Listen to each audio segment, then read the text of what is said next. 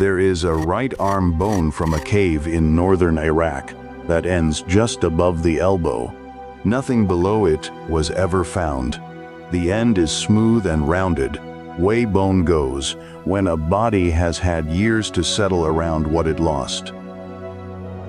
He could not have thrown a spear. He lived roughly 20 more years anyway. The cave is called Shanidar.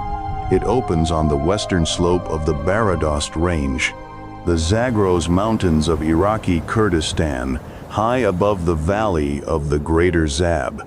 The mouth is wide, the ceiling lifts well clear of the floor, and underfoot it is dry. Between 1951 and 1960, a team led by Ralph Solecki of Columbia University dug down through that floor and took out the remains of 10 Neanderthals. The man with the missing forearm was the first adult they lifted. In the field notes, he is Shanidar 1. To understand what that arm means, the cave has to be put back into its weather. 45,000 years ago, the Zagros sat on the edge of a cold, dry belt running from the Black Sea to the Iranian plateau. Winter held below freezing for months at that altitude, tree cover thin to open ground, with oak and pistachio surviving in the sheltered folds of the valleys. Above a certain line, the water froze and stayed frozen. Water had to be walked for, daily, in both directions. Nothing in that arrangement was generous, and none of it was new. It had been the shape of the world there for a very long time. The slopes carried wild goat and wild sheep. The valley floors carried deer and wild cattle where there was cover and water. Animals moved up the mountain through the warm months, decades, and came back down when the snow pushed them. Anyone living on that mountain lived by knowing that schedule, by being in the right place before the animals were. A cave with a dry floor, a high roof that carried smoke out, a mouth facing away from the worst of the wind is not a convenience in a landscape like that. It is the difference between a winter that is survived and one that is not. People had been living in that landscape before agriculture, before writing, and before every city on Earth had been doing it for longer than all three put together have existed. The deposits inside Shanidar are deep. That depth is not one occupation. It is many, stacked, with long empty stretches between them where nobody came at all. A group would arrive, use the cave through a season or a run of seasons and go. Dust and roof fall would settle over what they left. Centuries later, another group would arrive and light fires on top of it. The floor holds hearths, worked stone, the broken bone of animals eaten there. In one part of it, several human bodies lying close to one another. That cluster is where the argument starts. It has been running for 70 years, and it has not finished. Solecki dug that sequence in stages across 9 years. The trench went deep enough that the walls had to be shored with timber. The work stopped in 1960. Photographs from the last season show a shaft with a man standing at the bottom of it. The layers of 200 centuries stacked above his head in bands that can be counted one by one. Light drains off the ridge in the late afternoon, and the valley goes blue an hour before the sky does. On the slopes above, animals move without hurry along paths worn by other animals. The wind comes down off the snow line, carrying nothing but cold. Somewhere below the tree line, smoke would have been visible from a long way off. Would have meant the same thing every time. Somebody is up there. The fire is still going. There is a reason to keep walking. Start with what happened to him, because the list runs longer than it first appears. The left side of his face took a heavy blow. Bone around the eye socket is crushed and then healed, means he survived it by years rather than weeks. That injury almost certainly cost him the sight on that side. His right arm is withered from the shoulder down and withered from the shoulder down and ends above the elbow. The shaft that remains is thin, the way bone thins when it stops carrying load. On the right leg and foot, joint disease had gone far enough to change the way he stood. There are healed fractures in other places. He was somewhere between 40 and 50 when he died. For a Neanderthal, that was old. Most of the people around him did not get there. Every one of those injuries healed. That is the whole of the matter. A body only heals if it is still being fed while it does the healing. And there is one more thing on that skull, on the same side, which nobody read for 60 years. 3 things about this man have changed in the last 25 years. The first was ear canals turned out to contain. Second is a mistake we made about flowers. And the third has no answer, and may not get one. Before any of those, the body itself, because the body is the argument for everything that follows. A Neanderthal male stood around 1.65 meters and carried close to 80 kilograms.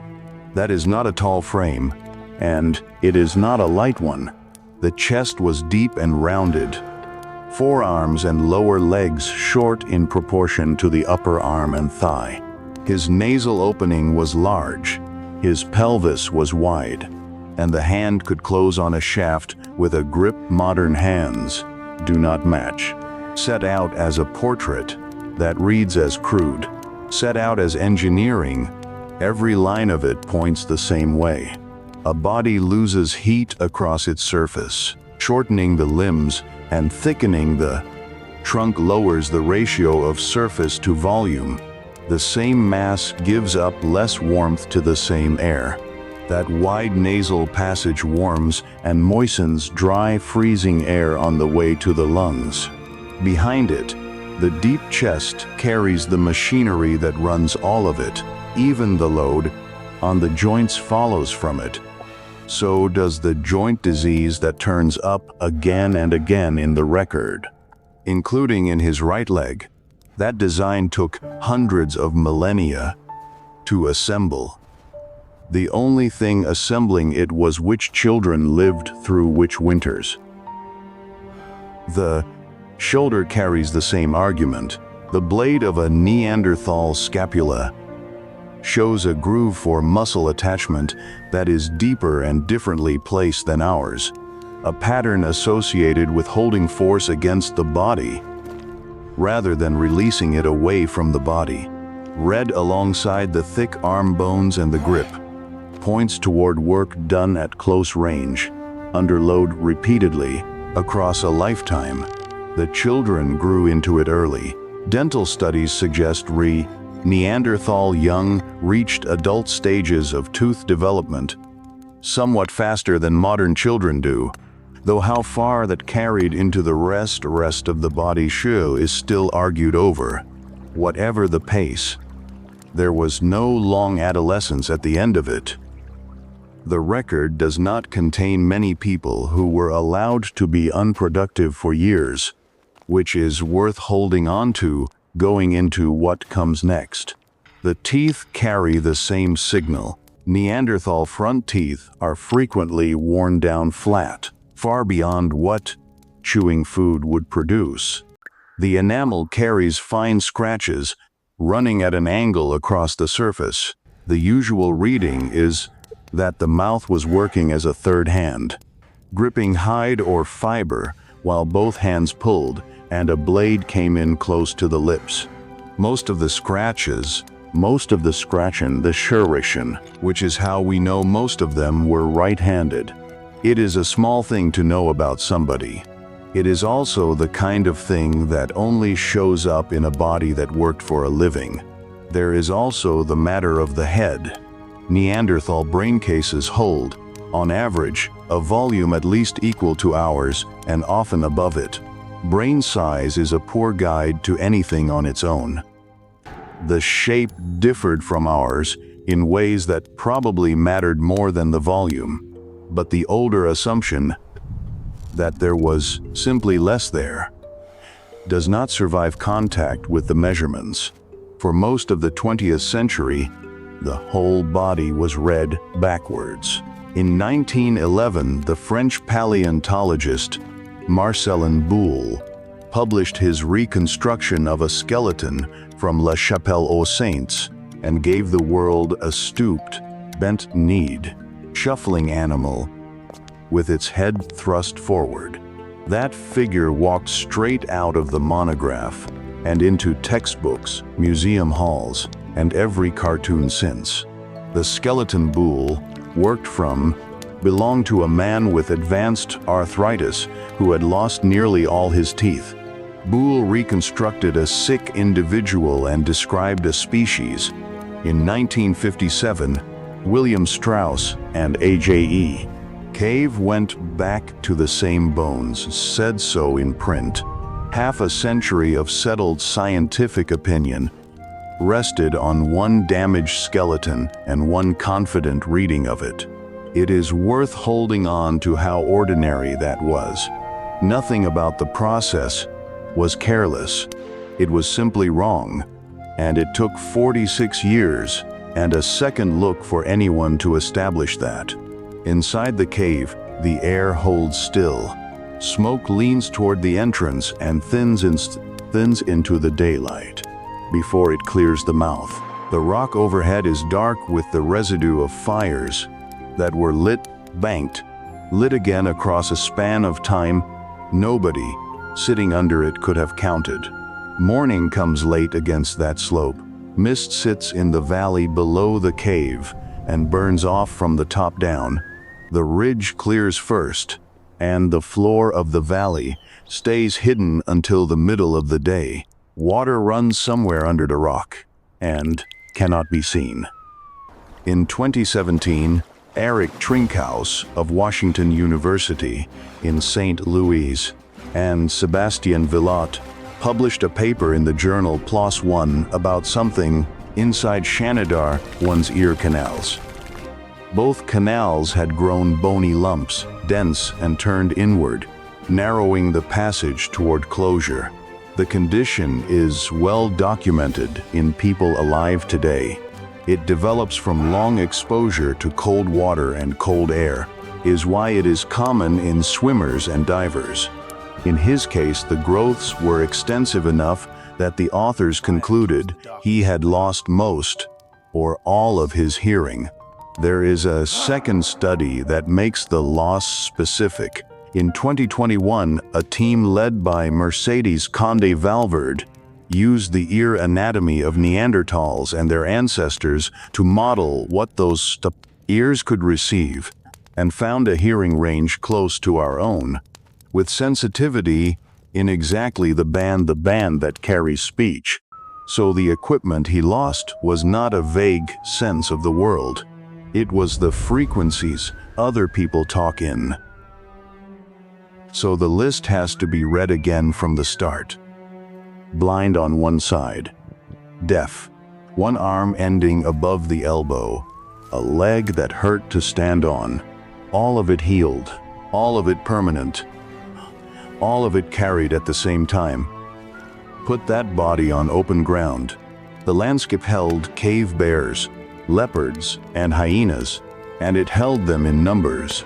A man who cannot see to his left and cannot hear anything arrive is not a man who survives by being careful, because care requires information he no longer had, which turns the question into arithmetic. A Neanderthal body of that build, working through that climate, is estimated to have burned somewhere between 3.5 and 5,000 calories a day. His body needed that whether or not he could go out and get it. Somebody was covering the difference every day for years to see what covering that difference cost. Look at how the food arrived.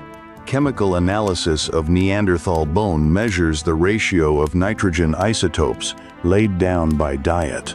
Across sites in Europe and Western Asia, the readings sit at the top of the food chain, in the same band as wolves and hyenas.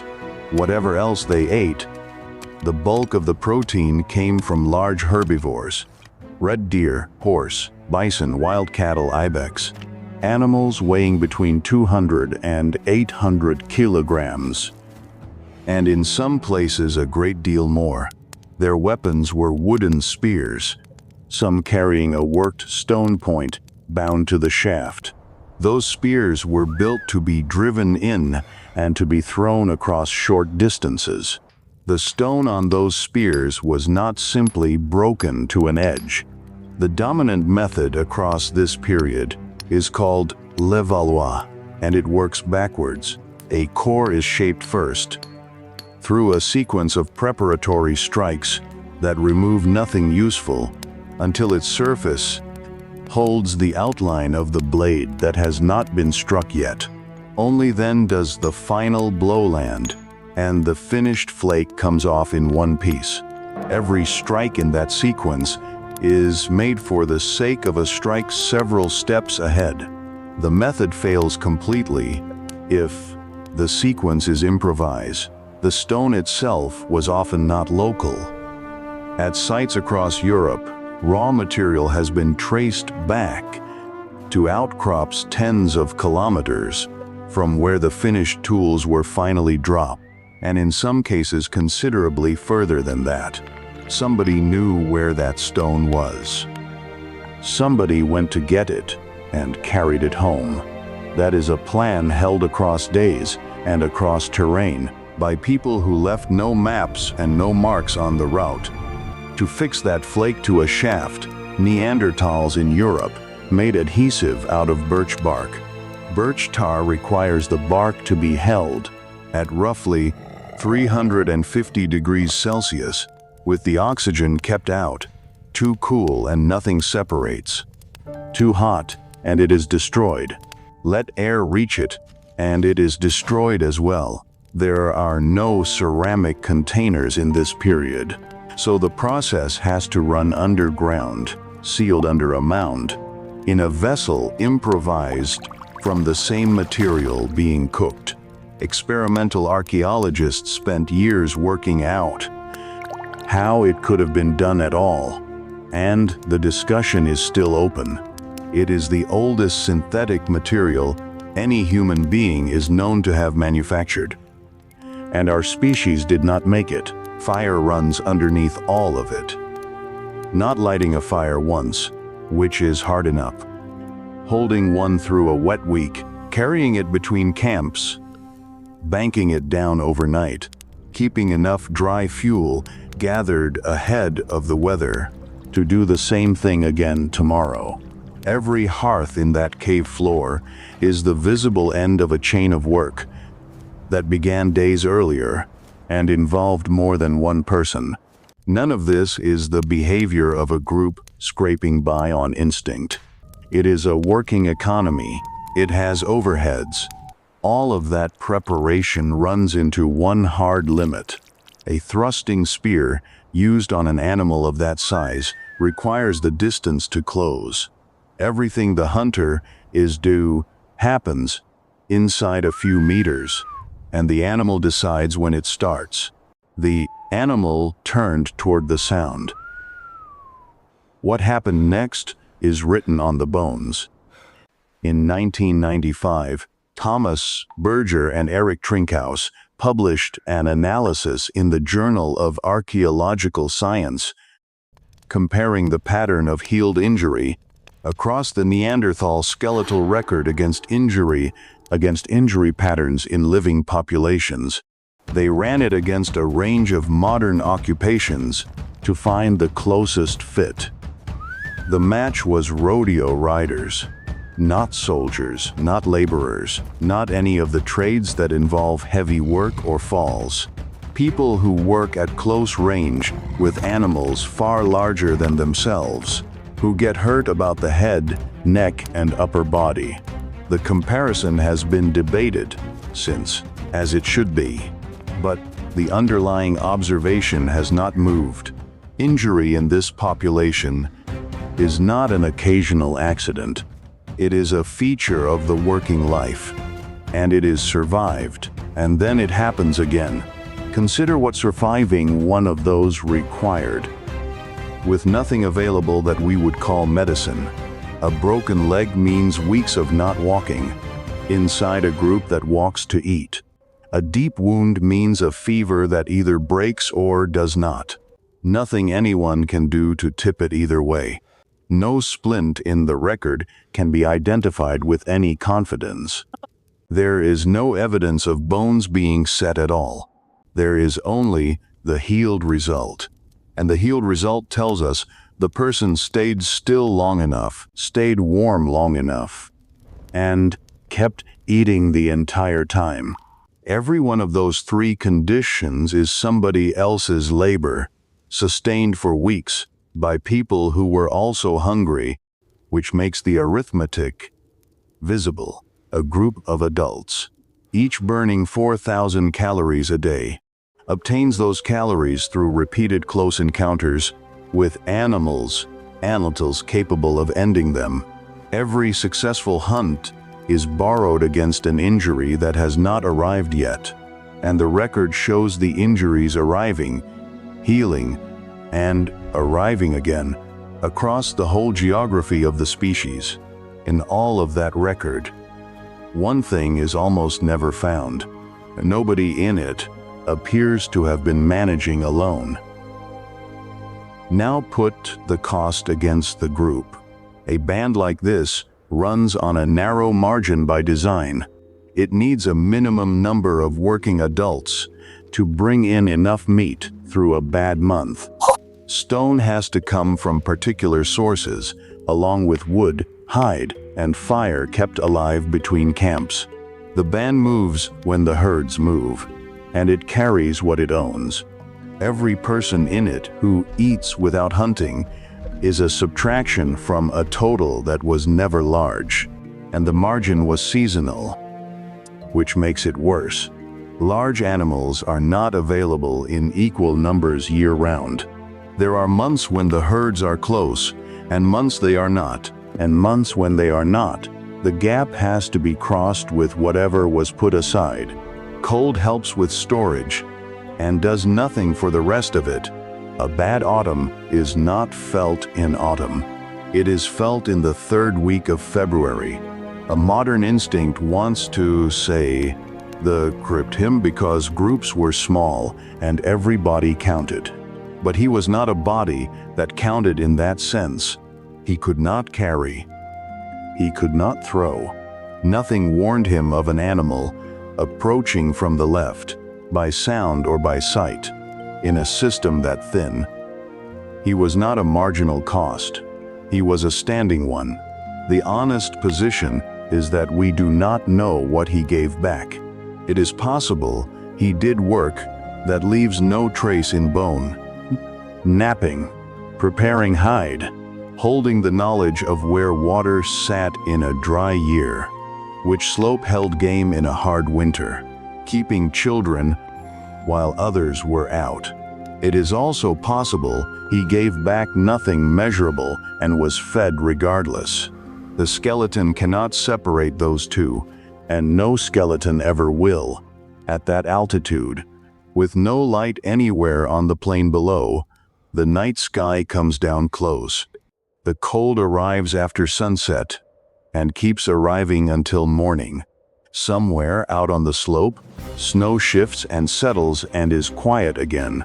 Whatever was decided about him was decided inside a room like that one by people whose names never existed in any form that could be written down, and the decision held for 2 decades.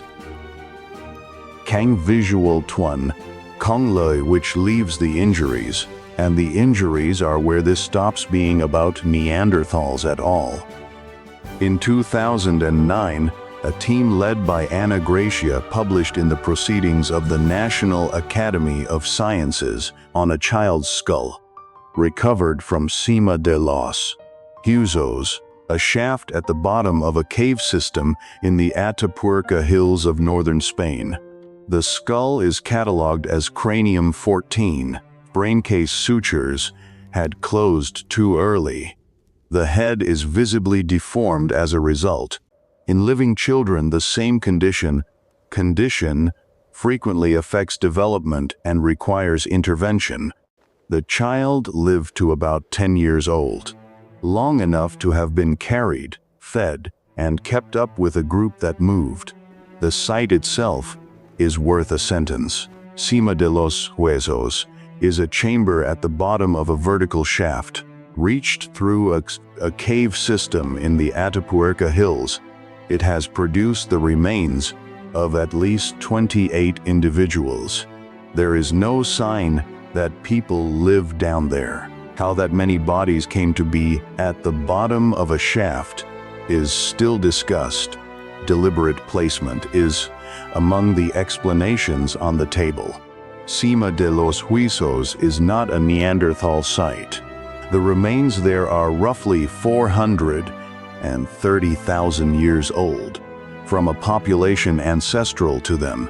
That places this child about 400,000 years before Shanidar I, roughly 420,000 years before our own species set foot in Europe. The question has been asked the wrong way round for 100 years. It was never whether Neanderthals were capable of keeping alive somebody who could not keep himself alive. Care of that kind is older than Neanderthals, older than us, older than the split that produced either of us. And it did not stop at food. Plant material has been recovered from calculus, the hardened plaque on Neanderthal teeth, at several sites. Some of it comes from plants with no nutritional value and a strongly bitter taste, including yarrow and chamomile. At El Cedron in northern Spain, one individual had traces of a mold that produces a natural antibiotic, along with poplar, which contains the compound behind aspirin, that has been read as self-medication, and it may be. It may also be that bitter plants arrived on the teeth, for reasons nobody has thought of yet. The calculus records what entered the mouth. It does not record why. And Shanidar I is not a single instance. He is one entry in a list. Shanidar III carries a healed lesion through a rib and lived on for weeks after it formed.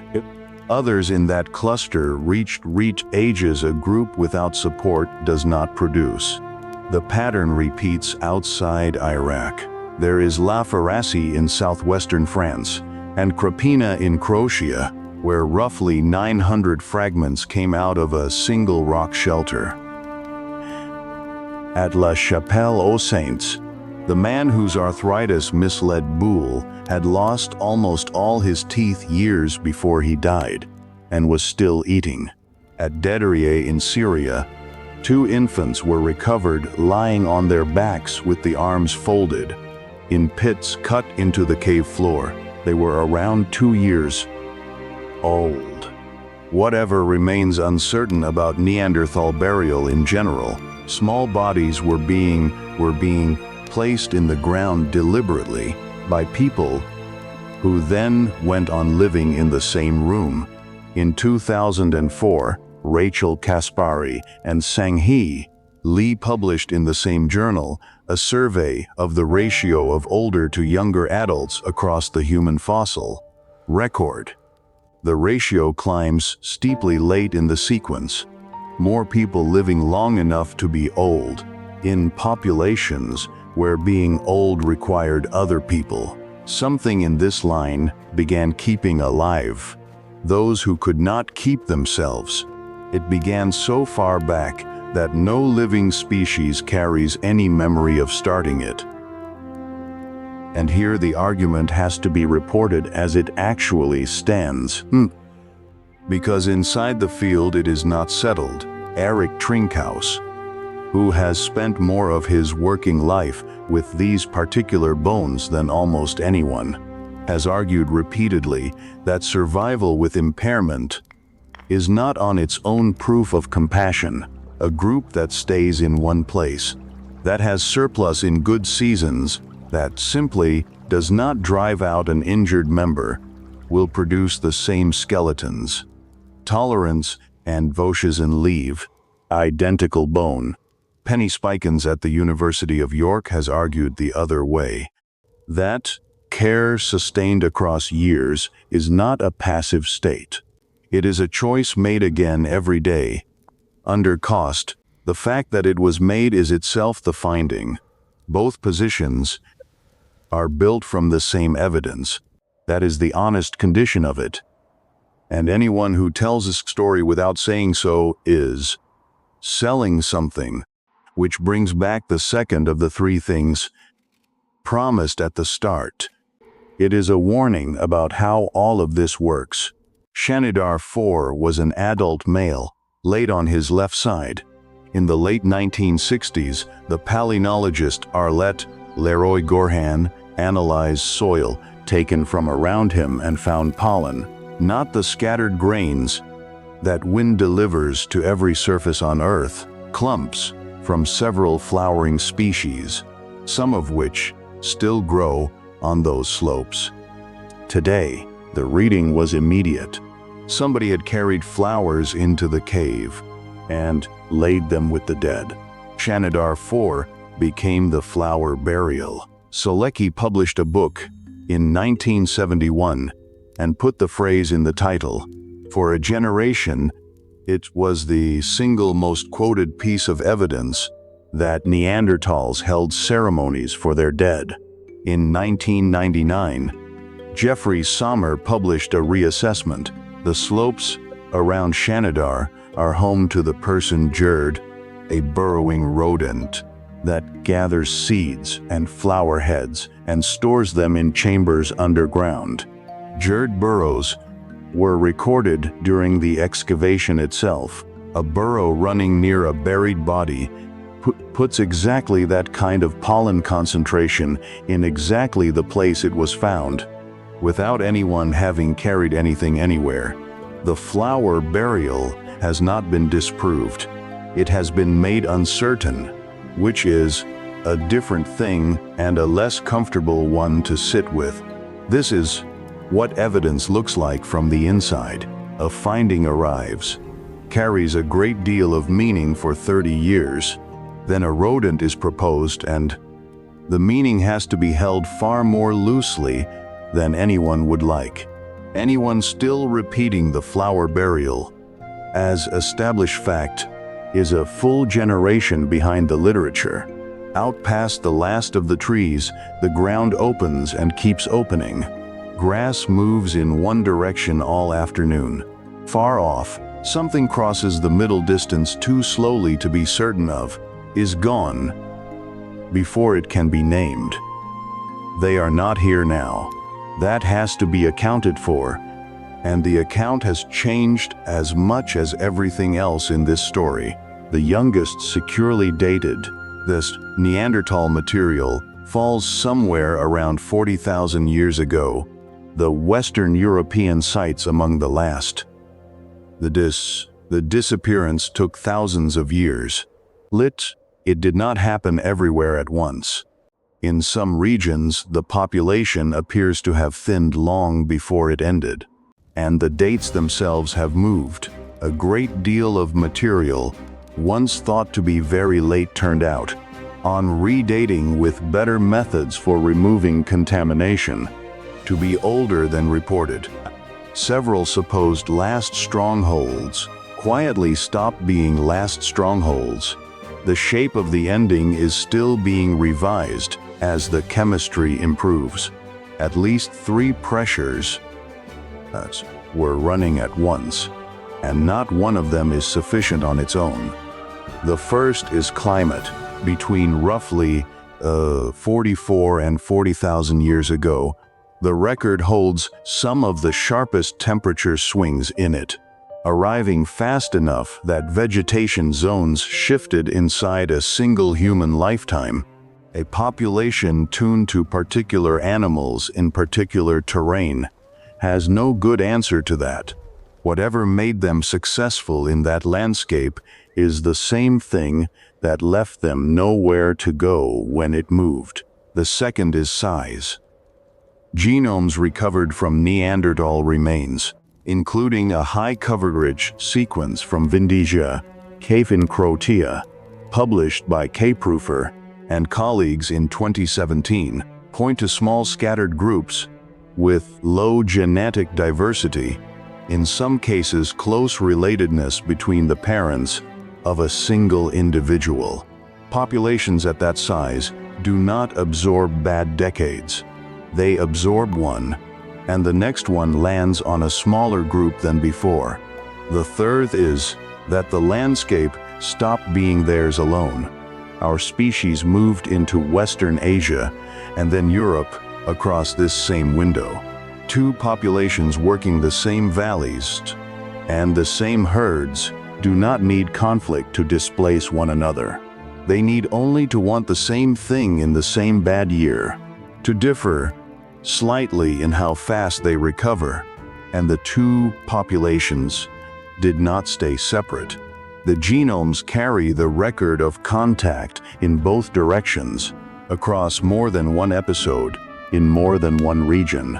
A fragment of finger bone from Denisova Cave in Siberia turned out to belong to a girl whose mother was Neanderthal and whose father belonged to another population entirely. That is not two species meeting at a boundary. That is one family in one room, and she was about 13 when she died. Whatever ended here did not end cleanly. It did not end along a line drawn between them and us. And this is the third thing promised at the start, the part with no answer. Those three pressures can be weighed against each other, and they cannot be ranked. Every specialist working on the problem agrees the ending was gradual and had multiple causes. Past that point, the field divides, and it has been divided for 40 years. Snow comes down over the valley through the night, and by morning the slope holds no marks at all. The oak scrub stands where it stood. The wind moves through it and moves on. A way of being human that had worked for 200,000 years stopped working across a span of time far too long for anyone living inside it to have noticed it happening. They did not end as a failed experiment. In the last stretch of their existence, they were grinding pigments, drilling pigment, drilling shells, marking bone with patterns that carry no practical function at all, and placing their dead in ways that repeat across sites separated by thousands of kilometers. And some of it is very old. In a cave at Bruniquel in southwestern France, several hundred stalagmites were broken off, sorted by length, arranged into two rings on the floor, 300 meters in from the entrance, where no daylight has ever reached. Uranium dating puts the construction at around 176,000 years ago. Our species would not arrive in Europe for another 100,000 years after that. Somebody else built it, in the dark, by firelight, for reasons that left no other trace. Whatever those things meant, they meant them to each other, and the meaning did not survive the people. There is one more thing. It is recent enough that most accounts of this cave do not include it. Solecki's team left Shanidar in 1960. The cave then sat largely undisturbed for more than half a century. In 2014, a new project returned, run from the University of Cambridge under Graham Barker, Emma Pomeroy leading the work on the human remains. Between 2018 and 2020, they found another one, An articulated Neanderthal skeleton, still lying as it had been left. The same part of the floor as Solecki's cluster. It was the first find of its kind anywhere in over 20 years. The individual is catalogued as Shanidar Z. The upper body lay with the head close to an upright stone set behind it. In 2024, the team completed a reconstruction of the face from the flattened skull. The skull of Shanidar Z had been pressed down to roughly the thickness of a hand by the weight of the sediment above it. It came out in more than 200 pieces, which had to be cleaned, consolidated, rebuilt before anything could be said about the face at all. That work took years. It was done on somebody who had already been lying in that room while the rest of the species ended around them. The face that came out of it is not the face from the textbooks. It is broad and heavy through the brow, and unremarkable in every other respect. Put it in a crowd, and nothing about it would stop anybody. The excavation has not finished. That floor still holds people who have not been lifted out of it, which returns to the arm. The bone stops above the elbow, and the end of it is smooth. It had been that way long enough for the body to finish adjusting and carry on living around it. He was blind on the left. He could not hear. His right leg hurt him when he stood on it, and he reached an age most of the people around him never saw. None of that is survivable alone. For something close to 20 years, in a cave in the Zagros Mountains, food kept arriving. Most people alive outside Africa carry a small amount of Neanderthal DNA, somewhere in the low single digits by percentage. It has been copied forward, unbroken, for 40,000 years, and it is being copied right now. But the older inheritance is not in the genome. We share an ancestor with the people who fed him, and that ancestor is a long way back. Whatever moved them is older in us than language, older than our species. It was already running while the line that became them and the line that became us were still one line.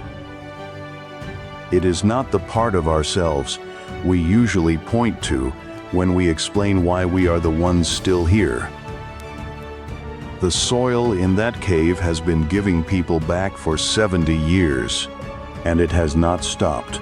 Shanidar Z came out of ground that had already been dug once. Whatever is still down there has been waiting a very long time.